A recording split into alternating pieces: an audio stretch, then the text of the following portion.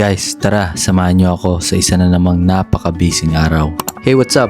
Ako si Marlu. This is the vlog series of my araw-araw na laban.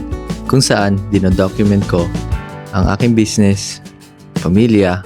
Hi! Say hi, Emin. Hello! Say hi. Hi! Hi! At yung mga mahalagang bagay sa buhay ko. Kaya tara, samahan niyo ako today. Today nga pala, may pupuntahan tayong lead.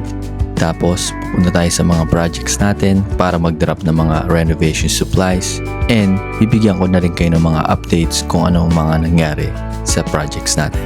Tara! What's up, big dog? Good. Mellow Properties, eh? How are you?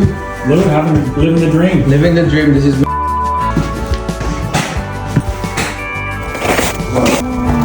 That's it, all done dito.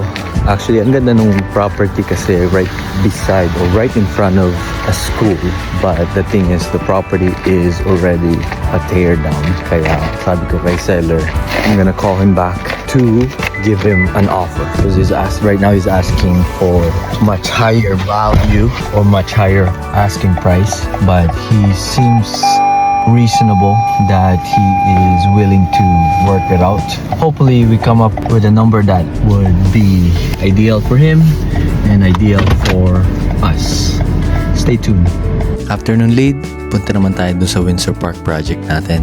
Guys, let me give you guys an update sa project na to. Demo is all done. Ngayon ang ginagawa nila is patching the walls, yung mga holes, whatnot. And then, syempre, papakinisin, paprime, and then paint. So, demo. Tapos na yung demo. Ito yung kitchen. Ito yung back door. Pati dito sa bedroom. Ang dami niyang patches like that. Kasi madaming mga butas. And then, here's the master bedroom. Itong window na to, kailangan natin palitan yan. It's broken. As you guys can see, tapos na sila sa demo. Ang next naman, ipaprime nila yung walls. Tsaka pipinturahan. Bago nga ako umalis sa project na to, tinignan ko yung freezer. At ayun, may nakita akong burger at steak. Pero luma na sila, kaya kailangan itapon. After dito sa Project Windsor Park, dumiretso naman ako sa Project Eastkill na natin. Tapos na nga din pala yung mga pot lights natin. At dito sa basement, tapos na din sila maghukay at nailagay na din yung bagong plumbing para sa new washroom natin. At ito nga, meron ako napansin dito sa bagong washroom natin. Masyado nakadikit yung shower valve sa wall. Kaya sinabi ko dun sa plumber, igitna niya para yung mga taong maliligo hindi nakadikit sa wall. Paglabas ko nga dun sa project natin, nakita ko itong mga cast iron na tinanggal nila galing sa kitchen. After nga dun sa project natin, umuwi naman ako para magpahinga at kumain ng lunch. Hindi pa pala dito nagtatapos yung araw ko.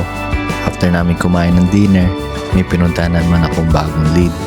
Bye guys! Bye! Bye-bye, bro! Bye! Goodbye, Daddy. Hope you get that lead. That's it guys. Salamat sa pagsama sa akin today. See you guys on the next vlog. Peace!